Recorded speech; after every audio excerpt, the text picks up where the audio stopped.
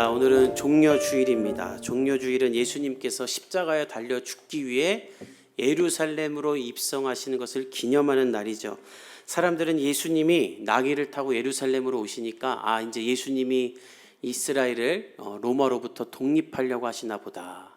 이제 예수님이 우리의 왕이 되려고 예루살렘에 왔나 보다 하고 종려나무 가지를 흔들면서 호산나 다윗의 자손 예수여 우리를 구원하소서 이렇게 다 예수님을 환호합니다. 마치 2002년 월드컵 때 우리나라가 4강에 올라가서 카 퍼레이드를 했을 때 사람들 몰려든 것처럼 그렇게 막 환호했던 거예요. 예수님은 우리의 원하는 대로 우리나라를 독립할 수 있는 분이라 여겼기 때문이죠. 그러나 예수님은 그들의 생각과는 또 기대와는 다른 구원자였어요. 예수님이라면 로마를 물리칠 줄 알았고 어떤 논리에도 지지 않고 법정에서 이렇게 이길 줄 알았는데 아무 힘도 못 쓰고 얻어맞고 조롱을 당하니 사람들은 이 배반감을 느끼게 됩니다. 그리고 그 배반감에 다 돌아서서 십자가에 예수님을 매달으라고 오히려 예수님을 버려버리게 되죠. 온 인류를 위해 모든 죄를 뒤집어쓰고 대신 죽어야만 하는 구원자 예수를 깨닫지 못했기 때문입니다. 그래서 예수님은 고난을 당하시고 십자가에 달려 죽으세요. 우리는 이것을 기념해서 다음 한 주간을 고난주간으로 지키는 것입니다. 저는 이 고난 주간이 여러분들이 매년 돌아오는 어떤 형식적인 교회의 절기가 되지 않기를 예수님의 이름으로 간절히 축복합니다. 그냥 매년 하듯이 예수님의 고난에 동참한다면서 어떤 욕구를 절제하는 것, 예를 들어서 금식한다, 아침 금식, 그리고 쇼핑 안 하고 약속 안 만들고 SNS나 어떤 문화적인 절제를 하는 것, 그런 것 하는 주간으로 보내는 것을 원하지 않아요. 그것이 다 불필요하거나 할 필요 없다는 것이 아닙니다. 오해하지 마세요. 하지 말라는 것이 아니에요. 다만 그런 것 하는 주는 아니라는 거예요. 그것이 본질이 아니라는 것입니다. 마치 이런 것 같아요. 만약에 한 지독하게 그리고 가난하게 살았던 한 사람이 있다고 칩시다. 근데 그 사람이 이 가난이 지긋지긋해서 난 더 이상 가난하게 살기 싫다 해가지고 자수성가를 했어요. 돈을 엄청 많이 벌었어요. 그래서 아들을 불러요. 아들아, 나는 이 가난이 싫어서 이 가난을 극복했다. 너는 더 이상 돈 걱정할 필요 없다. 그러니 내가 못했던 공부 너 했으면 좋겠다. 너 가고 싶은 나라 가서 마음껏 공부해라. 내가 다 지원해 줄게 하고 유학을 보내줬어요. 그래서 아들은 유학을 갔어요. 그럼 이 아들이 할 일은 뭐예요? 공부하면 돼요. 그 나라를 돌아보고 그 나라의 문화를 배우고 그 나라의 시스템을 배우고 그냥 누리면 돼요. 근데 이 아들이 우리 아빠는 지독히 가난한 데서 힘들게 돈을 모아갖고 날 유학 보내줬는데 내가 함부로 쓰면 안 되지 하고 어학원 안 다니고 유튜브로 공부하지. 우리 아버지가 힘들게 돈 벌어서 나 이게 보내줬는데 내가 허튼 짓 하면 안 되지 하고 집에서 삼시세끼 다 차려 먹느라 하루 막 밥 먹는 데만 3-4시간씩 쓰고 있다면 여러분 그 아들은 어떤 아들입니까? 착한 아들이긴 해요. 근데 속 터지는 아들이죠. 답답하고 미련하고 무지한데 너무 착하니까 아무 말도 못하게 만드는 아버지 속 뒤집어 놓는 아들이죠.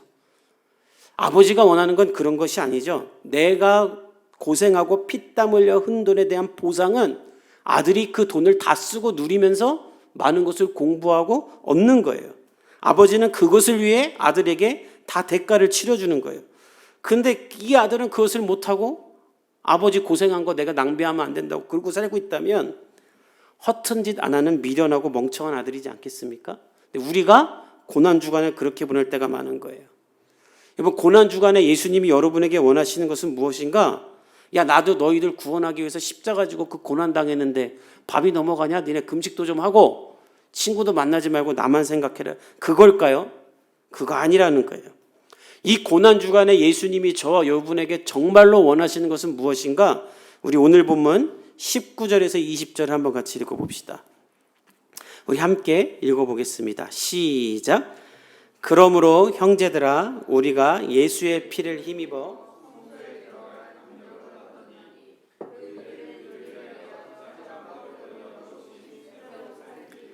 휘장은 곧 그의 육체니라. 이 히브리서를 누가 기록했는지는 정확하게 밝혀지지 않지만 대부분의 학자들은 바울로 보고 또 바울이라 확신합니다. 그래서 저도 바울이 한 이야기로 여러분에게 설명할게요. 바울은 히브리서 10장에 들어서 예수님은 십자가에 달려 죽으심으로 우리를 위한 완전한 제사를 드리셨다고 말합니다.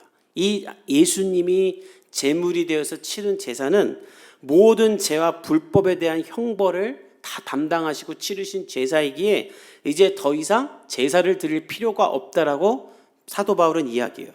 그러므로 사도 바울은 말하는 거예요. 형제들아, 이제 그 예수의 피를 힘입어 우리가 성소에 들어갈 담력을 얻었다. 이 성소에 들어갈 담력이라는 말은 무슨 말인가? 독일어 성경에 보면 프라이하이트라고 프리덤, 자유를 말해요. 예수님이 십자가에 달려 죽으심으로 인해 이제 우리는 하나님이 계시는 성소를 내 마음대로 자유롭게 들어갈 수 있는 자유, 또한 그 성소 안에서 하나님께 대하여 내가 원하는 대로 모든 것을 말할 수 있는 자유를 얻게 되었다는 말이에요. 아니, 그거 당연한 거 아닌가? 여러분이 이렇게 생각하고 있다면 여러분은 지금 여러분이 누리고 있는 하나님의 특권을 하나도 모르고 있는 거예요. 고대 로마에서는 시민권을 가진 사람만이 공적 집회에서 발언을 할 수 있다고 합니다. 하나님 앞에서도 마찬가지였어요. 이스라엘 백성들이 출애굽을 한 다음에 하나님은 성막을 지켜 하셨죠. 교회를 지켜 하신 거예요. 그리고 그 교회 안에는, 성막 안에는 성소라고 하는 하나님을 만나는 곳이 있었는데, 이 성소 안에는 큰 커튼이 하나 있었어요. 바로 휘장이죠. 그 휘장 안쪽을 지성소라고 했는데, 이 지성소에는 일반인은 말할 것도 없고 제사장도 못 들어갔어요. 목사도 못 들어가요. 대제사장만 들어가는데 오직 1년에 한 번만 하나님이 정한 때에 들어갈 수 있었어요. 우리 저기 어린이 예배를 제 컴퓨터에서 틀어주면 돼요. 네네. 잠시 끊고. 그래서 오직 대제사장만 1년에 한 번 들어가서 하나님을 독대할 수 있었어요.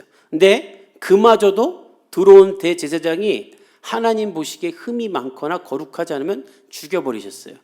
그래서 들어갈 때는 밧줄을 매달고 종을 달고 들어가요. 살아있나 죽었나 중간에 확인하려고. 왜 하나님과 하나님의 형상에 따라 지음받은 우리와 하나님 사이에 이런 복잡한 법과 절차가 있었는가? 처음부터 그렇지는 않았어요. 본래 하나님과 사람은 자유롭게 만났습니다. 아니, 자유로운 정도가 아니라 한 공간에서 한 가족처럼 아무 때나 같이 먹고 같이 드리고 같이 자고 같이 살았어요. 그런데 여러분, 만약에 이혼을 하게 되면 어떻게 됩니까? 한 가정이 이혼을 하게 돼요. 그러면 그 순간부터 아빠와 아들은 마음대로 만나지 못해요. 제도가 생기고 법이 생겨요. 양육권에 따라, 지정된 시간과 장소에 따라, 약속에 따라서만 만날 수 있죠. 우리와 하나님 사이도 그렇게 된 거예요. 사단이 우리 안에 죄를 심자 거룩하신 하나님은 우리와 공존하지 않기로 하고 에덴 동산에서 우리를 쫓아내십니다. 그리고 이제 너희는 나를 만나려면 내가 만든 법과 절차에 따라서만 와라. 오직 하나님의 법에 따라 하나님이 원하는 대로, 하나님이 원하는 때에만 하나님을 만날 수 있는 제약과 절차가 만들어진 거예요. 그것을 상징하는 것이 이 휘장이에요. 이 휘장은 아담과 하와 때부터 예수님이 십자가에 달려 죽을 때까지 수천 년 동안, 아니 어떤 학자에 따르면 수만 년 동안 하나님과 우리 사이를 상징해요. 바로 단절이에요. 근데 이 단절을 상징하는 휘장을 예수님이 십자가에 달려 죽으시면서 찢으신 거예요. 그것이 마태복음 27장 50절과 51절에 나타나는데 우리 한번 같이 자막을 통해 읽어봅시다. 시작. 예수께서 다시 크게 소리 지르시고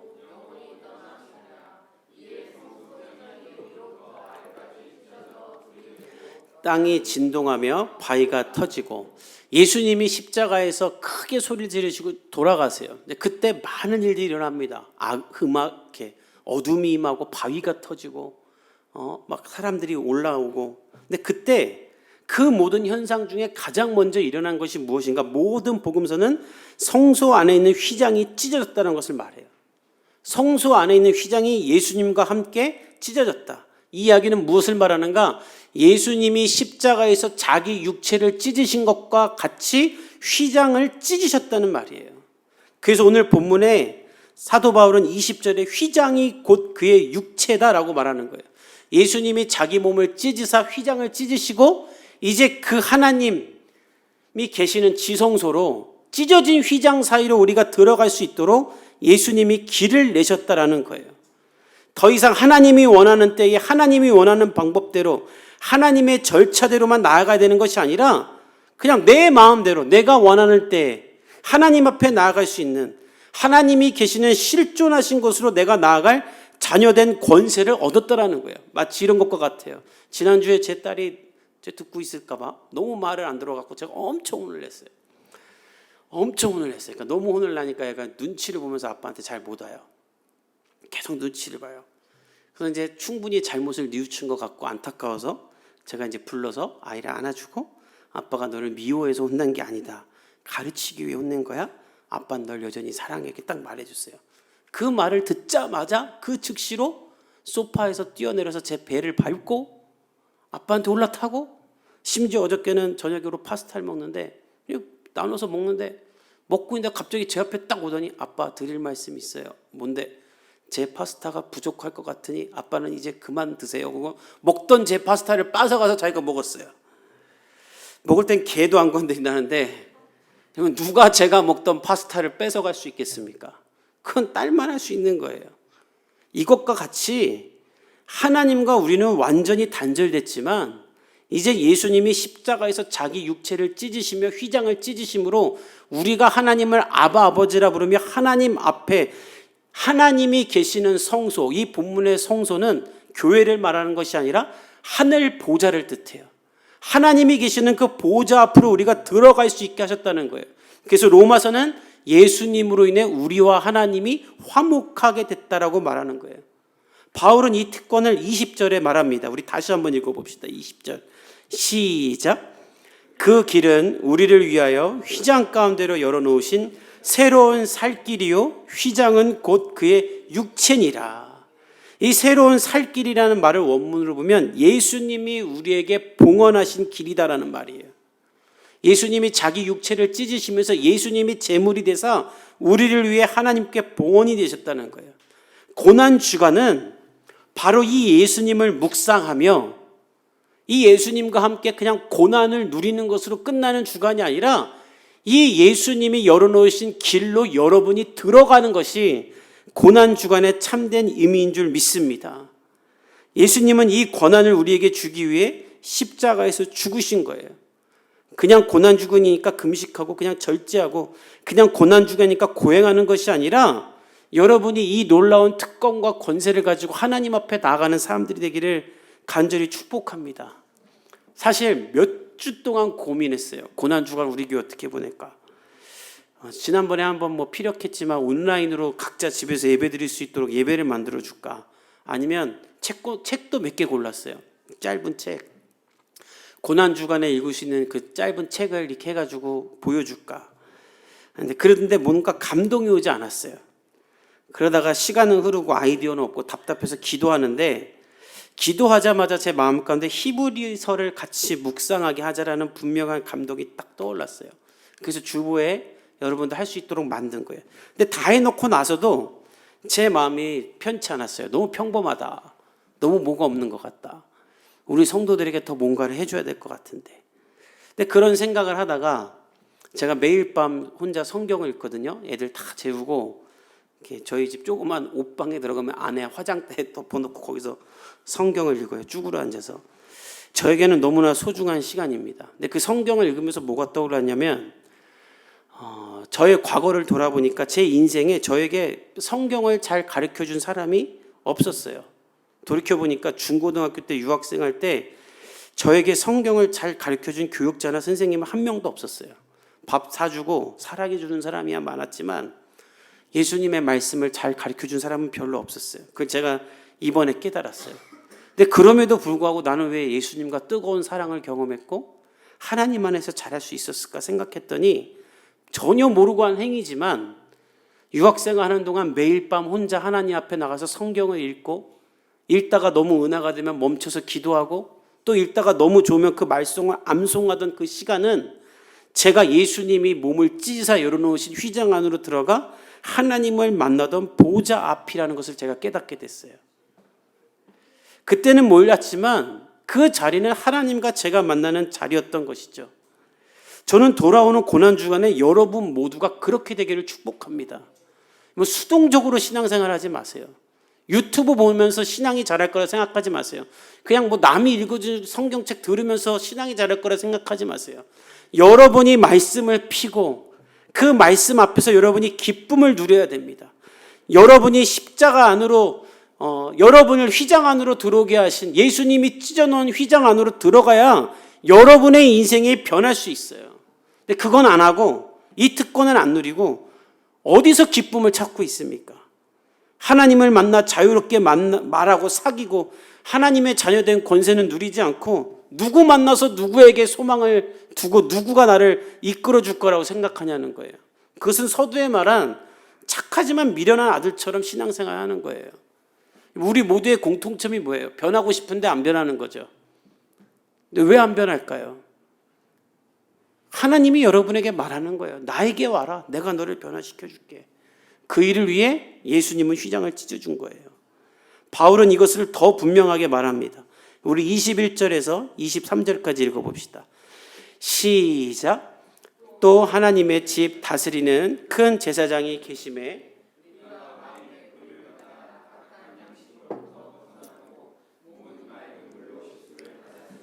참 마음과 온전한 믿음으로 하나님께 나아가자. 또 약속하신 이는 미쁘시니 우리가 믿는 도리의 소망을 움직이지 말며 굳게 잡고. 23절까지만 하나님의 집 다스리는 큰 제사장이 계시다 이렇게 말하고 있죠. 이것은 예수님을 말하는 거예요. 예수님이 이제 우리의 대제사장 되사 예수님이 우리와 하나님 사이를 허무시고 우리가 하나님 앞에 나아갈 수 있게 하셨다. 그러니 우리는 이제 이 예수님으로 인해 마음의 뿌림을 받아 악한 양심에서 벗어나고 맑은 물로 씻음을 받아 참 마음과 온전한 믿음으로 하나님께 나아가자. 너희가 믿는 하나님은 미쁘시다. 이 미쁘다는 말은 너희가 신뢰할 만하다. 너희와의 약속은 꼭 지키시는 분이다. 우리가 사무엘상을 통해 이것을 배우고 있죠. 다윗은 하나님 앞에 신실하지 않지만 하나님은 다윗에게 신실하고 그 약속을 이루어 가시는 분이지 않습니까? 바울이 그 하나님을 말하면서 하나님께 나아가 흔들리지 말고 소망을 굳게 잡으라고 말하는 거예요. 전 여러분이 이런 삶이 될 수 있기를 예수님의 이름으로 간절히 축복합니다. 이 권세를 누리세요. 이 권세가 얼마나 놀라운 권세인지 아세요? 제가 신학교 다닐 때 목사님들의 기도 제목 중에 하나는 다 자기가 모세처럼 되는 거예요. 왜냐하면 모세는 성경에 있는 지도자 중에 가장 위대한 지도자이기 때문이죠. 그래서 다 모세처럼 되고 싶다. 심지어 아들 이름을 모세로 짓는 분도 계세요. 모세와 같은 지도자가 되라고. 왜 그렇게 모세가 어떤 사람이길래 그렇게 모세를 추앙하는가? 모세가 민수기에 보면 하루는 이스라엘 백성들 때문에 원망을 합니다. 이 사람들 데리고 출애굽했는데 맨날 원망하고 뭐 고기 먹고 싶다 원망하고 막 이러니까 모세가 너무 힘이 든 거예요. 그래서 하나님 앞에 어떻게 말하냐면 우리 민수기 11장 14절에서 15절을 한번 같이 읽어봅시다. 자막을 통해 시작. 책임이 심히 중하여 나 혼자는 이 모든 백성을 감당할 수 없나이다. 주께서 내게 이같이 행하실진대 구하옵나니 내게 은혜를 베푸사 즉시 나를 죽여 내가 고난당함을 내가 보지 않게 하옵소서. 모세가 이 불평불망하는 백성들 때문에 너무 스트레스를 받으니까 하나님 저 얘네들 감당 못하겠습니다. 제가 간절히 구하옵나니 저에게 은혜를 베푸사 지금 이 자리에서 저를 죽여주십시오 그래요. 우리 교회로 따지면 제가 하나님 앞에 나서 기도한 거 하나님 복음의 교회 성도들 말 더럽게 안 듣습니다. 왜 이런 애들 우리 교회 보냈습니까? 못하겠습니다. 지금 죽여주십시오 이렇게 기도하는 거예요. 이게 말이나 되는 기도예요. 이런 기도를 하는 거예요. 너무 힘드니까. 그러면서 이렇게 말을 해요. 내가 고난당함을 보지 않게 해주십시오. 이 사람들이랑 사느니 내가 죽고 싶답니다. 이렇게 말해요. 그러니까 모세의 마음이 담긴 기도예요. 근데 모세가 이렇게 기도를 하자마자 무슨 일이 일어나는가? 제가 읽어드릴게요. 여호와께서 모세에게 이르시되 이스라엘 노인 중에 내가 알기로 백성의 장로와 지도자가 될 만한 사람 70명을 모아 내게 데리고 와 회막에 이르러 거기서 너와 함께 서게 하라. 모세가 이 말을 하자마자 하나님이 야 70명 뽑아. 내가 그 사람들에게 너와 똑같은 영을 부어줄게. 그리고 너 혼자 두지 않고 일하게 해줄게. 예수님이 모세의 이 기도를 듣자마자 즉각 응답하시고 즉각 말하세요. 이런 지도자가 있었나요? 너무 놀랍잖아요. 그러니까 다 목회자들이 이런 모세가 되기를 이렇게 원하는 거예요. 야 나도 모세처럼 하나님 대면하고 말하고 싶다. 근데 하나님이 모세와 이렇게 대면하여 명백히 말하는 그 대상임을 본인 스스로 또 밝힌 본물이 있어요. 우리 민수기 12장 8절을 한번 같이 읽어봅시다. 민수기 12장 8절 시작.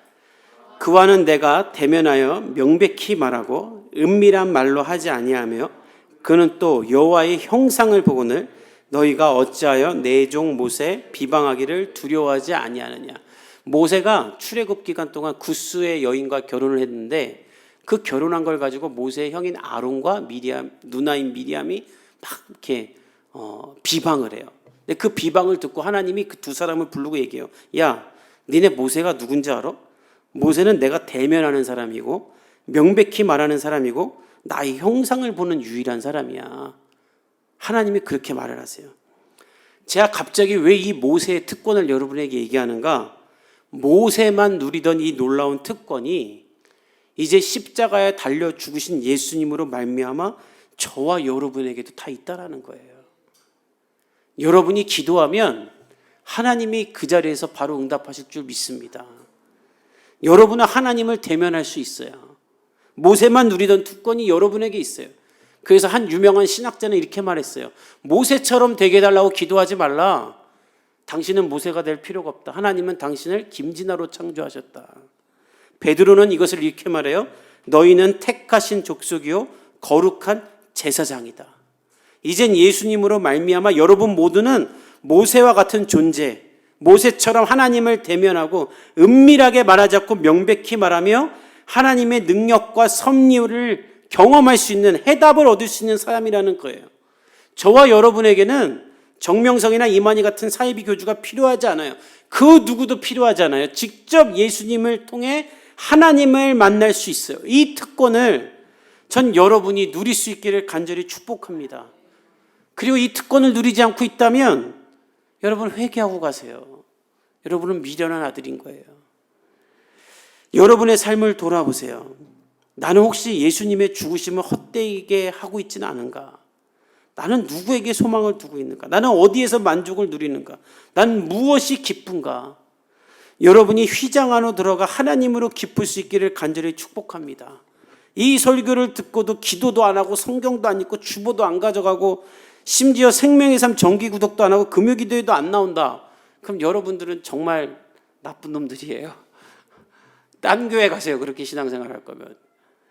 그렇게 하면 안 돼요.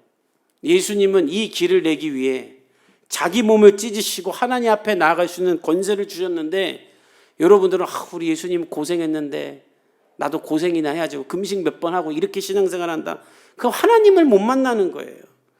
여러분 축구선수가 되고 싶은 아이가 아빠가 이렇게 수류수를 써가지고 박지성을 만날 수 있게 해줬는데 바쁘다고 자느라고 친구 만나러 간다고 안 만나면 그 사람은 가능성이 있는 사람입니까? 예수님이 여러분을 하여금 하나님을 만날 수 있게 해주셨는데 그 길로 들어가지 않는다면 여러분의 인생에 어떻게 소망이 있겠어요? 바울은 답답해서 말하는 거예요. 여러분들이 하나님 안으로 들어갈 수 있기를 간절히 축복합니다. 그리고 이 일을 위해 중요한 것이 하나가 있어요. 사도 바울은 오늘 우리에게 한 가지를 권유합니다. 너희가 이 일을 잘하기 위해서는 해야 될 것이 또 하나가 있다. 우리 23절에서 25절을 읽어봅시다. 시작. 또 약속하신 이는 미쁘시니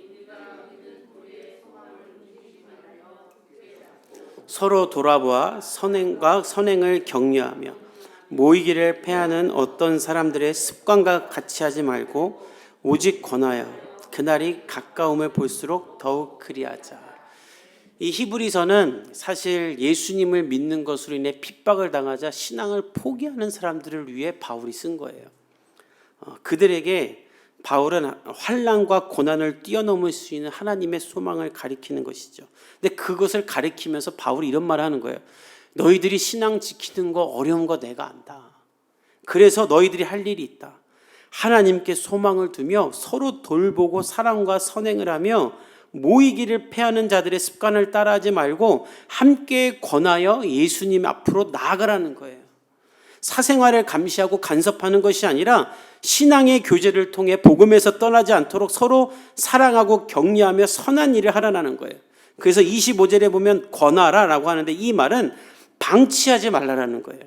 잘못된 길로 가는 사람, 교회 안 나오는 사람, 신앙 버리는 사람, 그들을 그냥 방치하지 말고 신앙생활 지가 알아서 해야지 내버려 두지 말고 사랑해주고 관심을 주고 여러분 주변에 예수님 믿다가 안 믿는 사람, 뭐 지가 알아서 되겠지 두지 말고 그들을 권고하며 하나님 앞에 나아오도록 휘장을 찢으신 예수님을 소개하라는 거예요. 그러면서 또 한 가지를 강조하는데 모이기를 패하지 말라. 모이라는 거예요. 우리는 코로나 이후로 이 모이는 걸 다들 포기했어요. 그러나 여러분, 성경은 모이라고 말합니다. 성경을 보세요. 성령님은 공동체에 임하세요. 근데 사단은 이걸 무너뜨려요. 뭘 모이냐? 두세 사람 있는 곳에 예수님 있다는데 각자 예배드리면 되지. 그 말은 그런 뜻이 아니에요. 이 유대인들이 율법을 만들면서 남자 10명이 모여야지만 예배가 성립된다는 법을 만들었어요. 그러니까 남자 10명이 안 되면 예배를 못 드려. 그리고 심지어 주일에는 그 안식일법에 의해서 노동하면 안 되니까 땀 걸을 때 땀이 나면은 일이 된다고 해서 안식일에는 1km 이상은 못 걷겠어요. 그러니까 10명이 모이는 게 너무 힘든 일이에요. 저기 9명밖에 없어서 예배를 못 드린대요. 그럼 내가 가줄게. 근데 가다가 1km가 넘었어. 그럼 쉬어야 돼. 땀이 식을 때까지. 그러니까 예배 한 번 드리면 너무 힘들어. 특히 여자들은 더 힘들어. 내가 예배 드리려면 남자 10명을 모아야 돼. 그런 상황 가운데서 예수님이 말한 거예요. 다 틀렸다. 두세 사람만 있어도 내가 거기 함께 있을 거다라고 말한 거지, 두세 사람만 모여도 된다, 교회로 모이지 않아도 된다, 이런 말이 아니에요. 근데 우리는 코로나 때 이 모이는 것을 포기했어요. 저는 크게 잘못됐다라고 생각해요. 유튜브로 예배 드리는 거, 이거 좋은 거 아닙니다. 최근에 제가 한 영상을 보고, 한 교회 광고 영상을 보고 속이 다 시원했는데, 우리 개척했을 때 처음 했던 수련회 오셨던 마크채 목사님이 교회에서 광고를 하는데, 큰 교회예요. 영향력 있는 교회예요. 뭐 하고 싶은 거 다 할 수 있는 교회인데, 우리 교회는 위드 코로나가 되면서 유튜브 중계 예배를 안 하겠습니다 하고 선포를 하셨어요. 다음 주부터 끊는다고. 그리고 타이틀 백투 처치, 교회로 와라. 한 달 동안 안 하고 다음 달도 안 할 거다. 예배는 교회에 와서 드려라. 그러면서 무슨 광고를 했냐면, 2달을 안 한 뒤에 출장 간 사람, 아픈 사람, 어쩔 수 없는, 출산해서 교회 못 오는 사람, 어쩔 수 없는 사람들만 유튜브로 예배 드릴 수 있도록 신청하는 사람에게만 비밀번호를 줘서 그 사람들에게만 영상을 송출하겠다. 나머지는 다 교회 와라. 제가 그걸 듣는데 속이 다 후련해가지고 너무 좋았어요. 그냥 저는 한국교회가 다 그렇게 된다고 생각해요. 주님은 여러분이 모여 함께 높이고 예배하길 원하십니다. 이젠 전염병 걸릴 일 없어요. 이젠 걸려도 뭐 그냥 감기약 먹고 타이레놀 먹으면 되잖아요. 전 여러분들이 함께 권고하고 함께 신앙을 지키고 함께 기도하고 함께 하나님 앞에 나아갈 수 있기를 간절히 바랍니다. 돌아오는 한 주 이 일에 힘을 쓰세요. 감사하게 우리 셀별로 이런 일들을 잘하더라고요. 지난주에 우리 청년들 셀은 성경 말씀 올려서 묵상하게 했다. 돌아오는 주에도 함께 권고하세요. 뭐 제가 시켜서 하지 말고 셀별로 우리 고난주간에 이런 거 하자. 우리 고난주간에 이렇게 예수님께 나아가자. 그때 하나님은 모세에게 주셨던 이 특권을 여러분에게도 주시고, 여러분을 위로하시고, 여러분에게 응답하시고, 여러분을 높이실 줄 믿습니다. 우리 함께 기도하도록 하겠습니다.